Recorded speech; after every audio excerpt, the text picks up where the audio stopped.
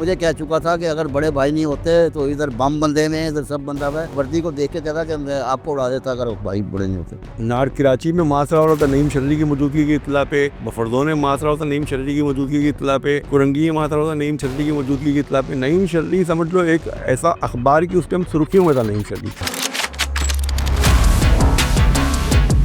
नईम शर्री जो है बहुत मोहतात रहता था। असल में उसको किसी पे भरोसा नहीं था। इंटेलिजेंट आदमी था, जिसे कहते हैं हम ज़हीन शातिर किस्म का। सुबह की एक दफ़ा हमने रेड पड़ी हुई है तो हमने कहा अब तो ये पकड़ा जाएगा। तो पता लग रहा है कि वो साइकिल ली हुई है और सारी एजेंसियाँ खड़ी हुई, उनके सामने टोपी लगा के साइकिल पे मस्जिद जा रहा है नमाज पढ़ने के। निकल गया उनके साथ। तिजोरियों के मुंह खोल दिए मुखबरों के लिए कि सिर्फ नईम शर्री की इत्तला दो, उसको बताओ। तो उस दौर में 10-10 लाख 20-20 लाख रुपए की ऑफर्स की मुखबरों को। लियाकत बाद पुलिस को इत्तला मिली तो उन्होंने मस्कन चुरंगी पे जो ना वो पूरा मासरा कर लिया और उसके अंदर उमर शरीफ साहब को भी हिरासत में ले लिया था। MPA से जो है आफ्ताब, ये सब्जवारी, ये हमारे घर के आगे दरवाज़ों पे बैठे होते थे कि नहीं सो रहा होता था, सो के उठे तो इनसे मुलाकात करें। और यही लोग थे जो सब कुछ लड़कों को जितनी भी सलाह वलाह देने वाले, ऐसे ही लोग होते हैं ना, सब कुछ करते थे। न्यू कराची यूपी मोड़ के घर का अचानक मुहासरा हुआ। रेंजर्स और पुलिस की नफरी न सिर्फ मरकजी दरवाजे को घेर कर खड़ी हो गई, बल्कि बराबर वाले घरों की छतों से भी उस घर को घेर लिया गया। कहीं भी हो, बस आज इस मोस्ट वांटेड क्रिमिनल को पकड़ने का टास्क दिया गया था, जिंदा या मुर्दा। लेकिन बस वो चाहिए। पूरी गली में सन्नाटा था, दूर दूर तक कोई नहीं था। अचानक एक पैर से माजूर भिखारी गली में आ गया। पुलिस एहलकारों ने उसे दूर हटाया और उसे जाने का कहा। पैसे ना मिलने पर वो पैर घसीटता घसीटता वहां से चला गया। चंद घंटों के बाद जब उस क्रिमिनल के घर से बाहर ना आने पर पुलिस घर में दाखिल हुई तो पता लगा कि वो तो फरार हो चुका है। सब परेशान थे कि आखिर ये मुहासरा तोड़कर मुलजिम फरार कहां से हुआ। और ये पहली बार भी नहीं था, क्योंकि वो मुलजिम पूरे कराची में छलावे के नाम से मशहूर था। वो मोस्ट वांटेड क्रिमिनल कोई और नहीं बल्कि मोहम्मद नईम शेख उर्फ नईम शर्री था, जो उस मुहासरे के दौरान पुलिस की नज़रों के सामने से फ़कीर बनकर निकल गया था। एक जुमला बहुत मशहूर है जो अक्सर फिल्म्स में भी बोला जाता है कि कोई पैदाइशी क्रिमिनल नहीं होता, हालात उसे ऐसा करने पर मजबूर करते हैं। हम नईम शर्री की पूरी जिंदगी, उसके मुतालिक जमा की गई इंफॉर्मेशन आपके सामने रखेंगे। फैसला आप खुद करिएगा। नईम शर्री 1973 में सिविल एविएशन अथॉरिटी के मुलाजिम अब्दुल रज़ाक के घर पैदा हुआ। वो एयरपोर्ट के करीब सरकारी क्वार्टर्स में रहते थे। उसके 11 बहन भाई थे। सबसे बड़े भाई मोहम्मद जावेद शेख उर्फ जावेद शर्री ने अपनी जिंदगी का पहला इंटरव्यू मुझे दिया। उन्होंने बताया, नईम 8वीं जमात में था तब उसने नौकरी भी शुरू कर दी थी। छोटी उम्र का था और अपने स्कूल भी जाता था। और जो ये जिना टर्मिनल जो बना है कराची में, यहाँ पे उसने काम तक किया है।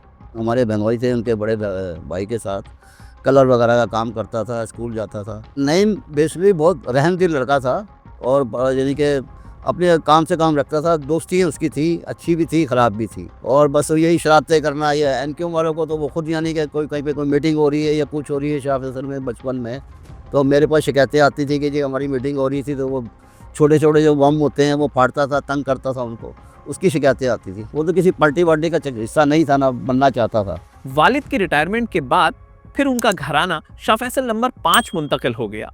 मोहम्मद नईम शेख उर्फ नईम शर्री 16 साल का हुआ तो इलाके में एक झगड़ा हुआ जो बहुत बढ़ गया।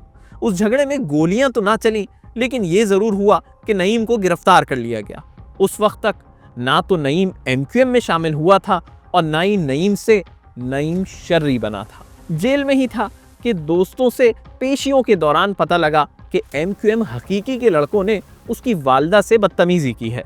बस जेल में ही फैसला कर लिया कि बाहर आकर सबसे पहले माँ की बेइज्जती का बदला लेना है। किसी ने आगे बताया कि जी आपकी वालदा के साथ लड़कों ने बदतमीज़ी करते हैं आते जाते हुए। दोस्तों के साथ जाके और वहाँ पे शाह फैसल में जो भी इनका ऑफिस था वहाँ पे जाके इसने फायरिंग वगैरह की और कभी तुम्हारे हमारी वालदा को तुमने गालियाँ दी हैं, बदतमीज़ी की है। खैर वहाँ पे काफ़ी मर्डर शर्डर भी हुए, अपना लड़ाई झगड़े। तो खैर ये इसने फिर हमारी वालदा वगैरह घर पहुँची हैं, तो इसने आगे बस पैगाम दिया कि आप यहाँ से घर शिफ्ट कर लें। वो पड़ोस में गए तो इतनी देर में हमारे घर में अटैक हो गया, पूरे घर को आग लगा दी, सामान वगैरह सब जला दिया।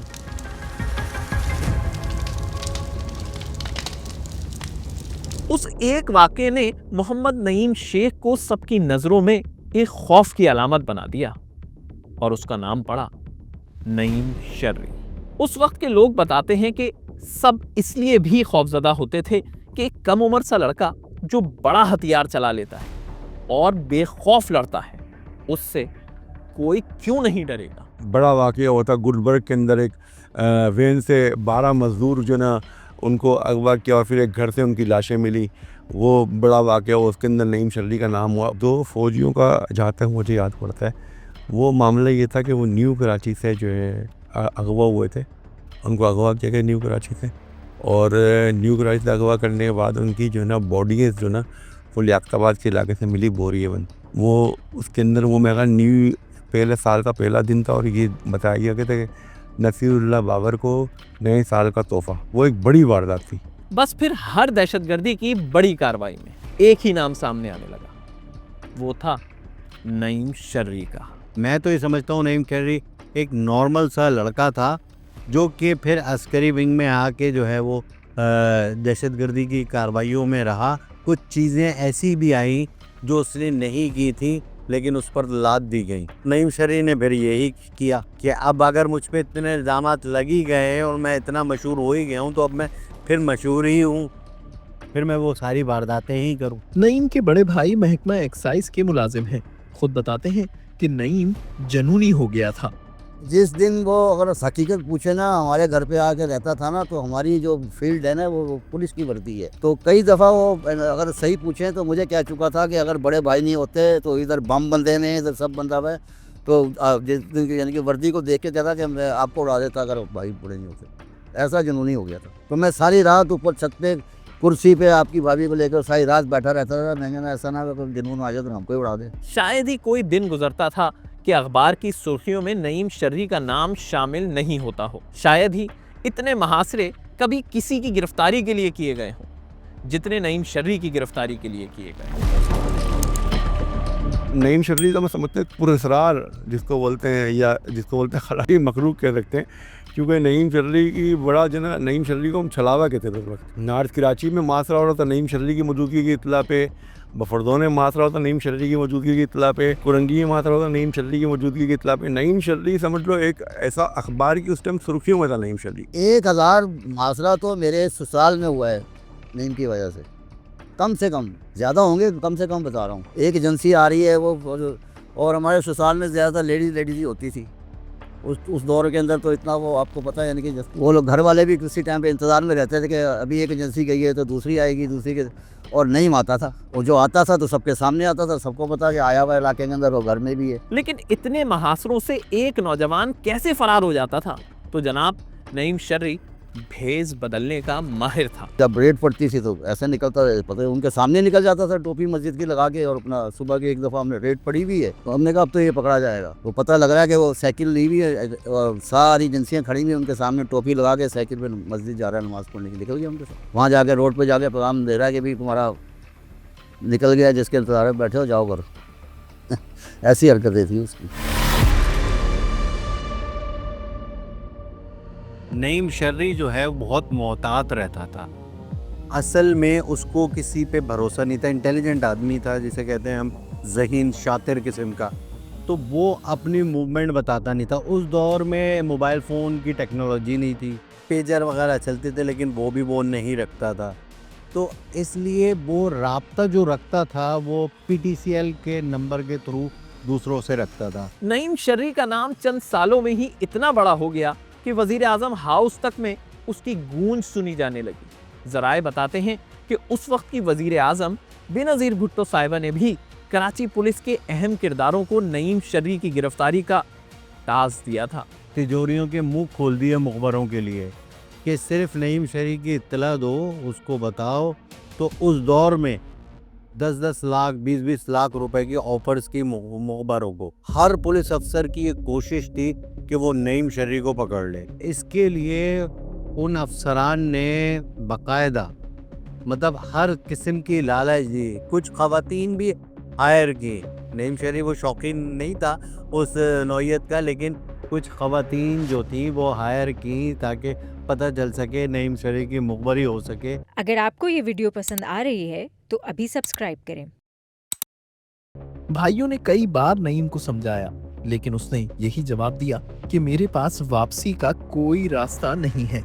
बहुत दफ़ा हम उसको वास्ते देते थे, सब कुछ कहते थे कि हमारी फैमिलियाँ ख़राब हो रही हैं, घर बार ख़राब हो रहे हैं, बच्चे ख़राब हो रहे हैं, कोई वो मुस्तकबिल नज़र नहीं आ रहा है। लेकिन वो साफ वो कहता था कि अब मुझे कोई ऐसा यानी कि वो है नहीं वापसी जाने का कोई रास्ता कि जिससे मैं जितना आगे निकल गया हूँ, जो मीडिया ने निकाल दिया, अखबारों ने निकाल दिया है, तो अब कोई मेरा वो खुद भी कहता था कि मैं हर टाइम पे ये सोचता हूँ कि मेरी मौत जो सी हथेली पे मैं लेके चलूँ, किसी टाइम भी मार देंगे। बाइक पे घूमता था, कावासाकी बाइक होती थी उसके पास, और अपना गाड़ी भी थी, यानी कि कुछ दोस्तों की गाड़ियों में चलता था, लेकिन ज़्यादातर हमने तो उसको कावासाकी बाइक जो थी, हैवी बाइकें जो दो थी, उस पर उसको जाते आते देखा, उसी पे चलते थे ये लोग।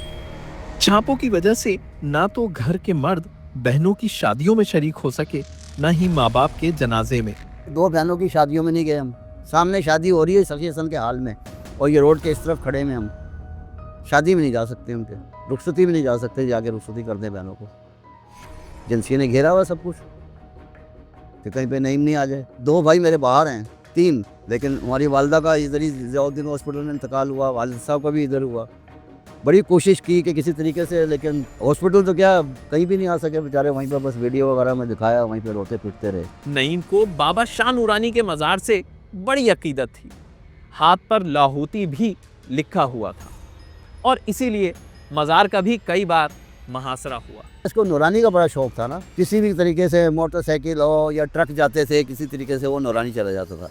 आज भी आप नूरानी में जाएंगे तो दरबार के सामने नहर जो जाती है, तो वहाँ पे इन्होंने अपना एक पत्थरों के साथ डेरा बनाया हुआ था। तो आज भी वो डेरा ऐसा है कि वो पत्थर पे लिखा हुआ है नईम शर्री लाहौती। उसके दोस्तों ने लिखा था, फिर उसने वहाँ पे अपने हाथ पे लिखवाया लाहौती। शौक था उसको बहुत ज़्यादा, नूरानी का वो चाहने वाला था। कैसे भी हालात हो, कुछ भी हो, ऑपरेशन है, कुछ है, कुछ है, अगर उसका जब दिल करता था तो वो किसी न किसी तरीके से नूरानी, वहाँ पे भी बहुत छापे पड़े इसके लिए। यहाँ तक कि एक बार पाकिस्तान के मशहूर अदाकार उमर शरीफ को भी नईम शर्री के चक्कर में स्टेज से उतार दिया गया था। लियाकताबाद पुलिस को इत्तला मिली तो उन्होंने मस्कन चुरंगी पे जो है ना वो पूरा उसको मुहासरा कर लिया, और उसके अंदर उमर शरीफ साहब को भी हिरासत में ले लिया था पुलिस ने। उनसे ही पूछगछ की, भाई मतलब इस तरह से करके नईम शर्री की। मुझने बोला भाई मैं नईम शर्री को जानते नहीं, क्या पोजीशन क्या। तो वो जो है बाकायदा वो जो ना वहाँ पर यानी कि इस उस पर थी कि पुलिस ने यानी कि तकरीबात तक में जो ना वो उसको ढूंढा जाता था। तो वो क्योंकि उमर शरीफ ये बताता है कि उमर शरीफ उसका पसंदीदा एक्टर था, उसके शो वो देखता था। नईम शर्री तो इन मुहासरों से फरार हो जाता और घर में पीछे बच जाते उसके दीगर घर वाले। नईम के 2 भाई और भी MQM में थे, लेकिन उनका किसी किस्म की कार्रवाइयों से कोई ताल्लुक नहीं था। लेकिन नईम के MQM में जाने और इन कार्रवाइयों में शरीक होने की सज़ा पूरे घराने ने भुगती। आम लोग तो जी कहीं पे 1 महीना 2 महीना कहीं पे अगर रहते थे, किसी कोई कभी घर पे कोई घर किराए पे लिया या फ्लैट लिया या 1 कमरे का घर लिया, तो मुखबरी हो जाती थी और अपना वहाँ छापा पड़ता था। तो जो हमारे खाने पीने की चीज़ें, प्लास्टिक के बर्तन, चटाइयाँ, ये तक सब ले जाते थे ना, कुछ नहीं रहता था। काफ़ी रातें हम लोगों ने पार्कों में भी गुजारी हैं, खौफ के मारे, डर के मारे कि भी भाई अपना इस पार्टियों में और ऐसा ऐसा है। और फिर उसके बाद फिर मैं खुद भी अरेस्ट हुआ, गुलबर्ग वाले घर में हम रहते थे। तो हालांकि मैं तो खुद यानी कि फोर्स में जॉब है मेरी, और अपना किसी उसमें नहीं था पार्टी वार्टी में। समझाते थे इनको कि यार ये अच्छी ज़िंदगी गुजारो। हमारे पास नमक और मिर्चों के साथ भी बच्चों को रोटी खिलाई है। और एक बेटा जो छोटा था हमारा, फहद उसका नाम है, यानी कि चीनी नहीं होती थी कि चीनी घोल के पानी में खाली उसको पानी उसको पिलाते थे फील्ड के अंदर, ये चीनी तक नहीं होती, दूध की तो ज़्यादा बात है। कुछ किया नहीं, कोई कुछ नहीं, बस ये सज़ा मिली कि नईम शर्री के भाई थे। 11 मार्च 1996 कराची ऑपरेशन का अहम किरदार रेंजर्स के मेजर शामी को नईम शर्री के बारे में इत्तला मिली कि आज नईम अपने बीवी बच्चे से मिलने डालमिया शांति नगर में अपने दोस्त आफताब के घर जाएगा। एक फिल्म में डायलॉग था कि धोखे की एक खासियत है कि देने वाला कोई अपना ही होता है। कहते हैं नईम के साथ भी ऐसा ही कुछ हुआ। मुखबरी हुई और रेंजर्स और पुलिस ने घर को घेर लिया। पुलिस अंदर दाखिल हुई, तलाशी ली, लेकिन नईम शर्री फिर नहीं मिला। फिर अचानक टीवी सेट के पीछे से नईम ने फायर किए। हम लोग वैसे गए वहाँ, तो हमने जब देखा वो इलाका ऐसा लग रहा था जैसे वहाँ बिल्कुल हू का आलम था, कोई बंदा नज़र नहीं आ रहा था। हमें लग रहा ही नहीं था कि यहाँ पर कोई इनका इतना बड़ा इनकाउंटर हुआ। फिर भी हम वहाँ पहुँचे थे, घर में हमें बताया कि ये घर है। मैं और हमारा फ़ोटोग्राफ़र था और एक आवाम के फ़ोटोग्राफ़र थे, तो हम वहाँ गए तो हमने देखा वहाँ पर उस घर के अंदर कि वहाँ लग रहा था कि गोलियाँ वोलियाँ दीवारों पे। और वो जो ना, हम एक कमरे में हमने देखा कि टीवी ट्राली जो ना कोने में टीवी ट्राली रखी थी, टीवी ट्राली के पीछे दीवार पे ऐसे खून जो ना दीवार के साथ नीचे तक खून जा रहा था। तो आप यकीन करें, मैंने नईम शर्री की बॉडी वहाँ PNC अगर लॉन में पड़ी हुई थी। मैंने उसको देखा तो मैं हैरान हो गया। मैंने यार ये नईम शर्री है कि जो है जिसको इतना बड़ा जिसका नाम है। आप यकीन करें जैसे कोई बिल्कुल दुबला पतला जिसको बोलते हैं कि मेहनत कश मजदूर टाइप का, नहीं मतला या जो भी कह लें उसको, वो था। वो पड़ा हुआ है, उसकी जिस्म पे इतने बड़े बड़े होल थे और होल जो थे उसकी जिस्म में गोलियों के।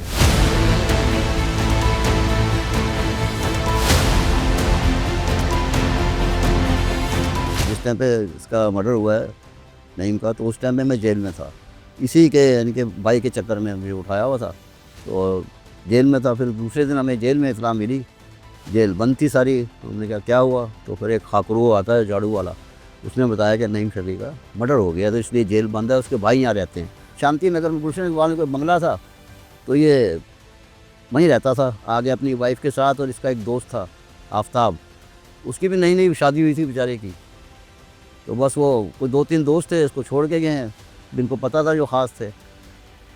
तो उन्हीं में से किसी ने, एक आधे ने लालच में आ गए अपनी बचत के लिए, इनाम के लिए, कुछ भी समझ लें, तो निशानदेही की।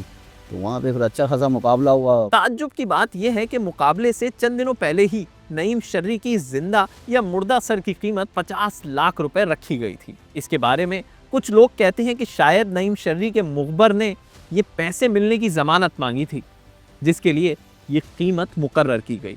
ये एक पुरस्कार बात है कि मुकाबलों से पहले ही जो रकम रखी जाती है वो सवालिया निशान है, और उसके कुछ अरसे बाद ही वो बंदा मुकाबले में मारा जाता है। तो कराची में एक सिर्फ नईम शर्री के साथ ऐसा नहीं हुआ, कराची में ऐसे कई नौजवानों के साथ ऐसा हुआ कि उनकी मौत से पहले रकम का ऐलान किया गया और कुछ दिनों बाद ही, कुछ हफ्तों बाद ही उन्हें कहीं मुकाबले में मार दिया गया। जहन में ये आता है कि नईम शर्री शहर में इतना बड़ा नाम था, जिस बिजनेसमैन को फोन करेगा वो लाखों करोड़ों वैसे ही घर भिजवा देगा। इसके घर वालों के पास तो बहुत पैसा होगा, बड़े बड़े बंगले में रहते होंगे, या बाद में हुकूमत का हिस्सा बनने वाली MQM ने बहुत नवाज दिया होगा। लेकिन ऐसा नहीं है, बल्कि ये आज भी किराए के घर में जिंदगी गुजार रहे हैं। जो हमारी जायदाद घर थी वो सब इन्हीं चक्करों में, केसों के चक्करों में और पार्टियों के चक्करों में सब ख़त्म हो गई। अब माशाल्लाह ये टाइम आ गया कि भी जिस घर में बैठे हैं वो भी किराए के घर में बैठे हुए हैं। अब इतनी जायदादें हमने दी हैं। किसी एक शख्स ने यानी कि पूछना तो बात है कि मिलना गवारा नहीं समझता कि अगर जाएँ भी, हमारी फैमिली में कुछ जाता भी है कि भी मिलना है, तो उसमें टाइम दे देते हैं, 2 दिन में आए, 3 दिन में आए, फलानी जगह गए हैं, फलानी जगह गए हैं। तो क्या इन लोगों के पास जाएं, क्या करें हम जाके बताएं? कुछ नहीं मिलता है इन चक्करों में, स्वाय अपनी बर्बादी के।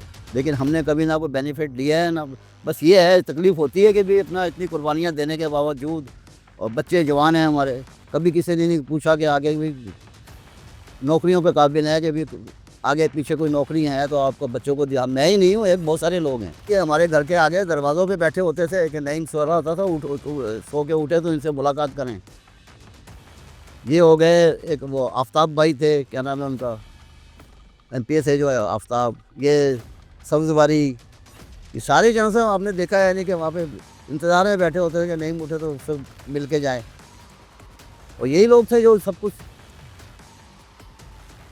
लड़कों को जितनी भी सलाह वलाह देने वाले, कि ऐसे ही लोग होते हैं ना, सब कुछ करते थे जो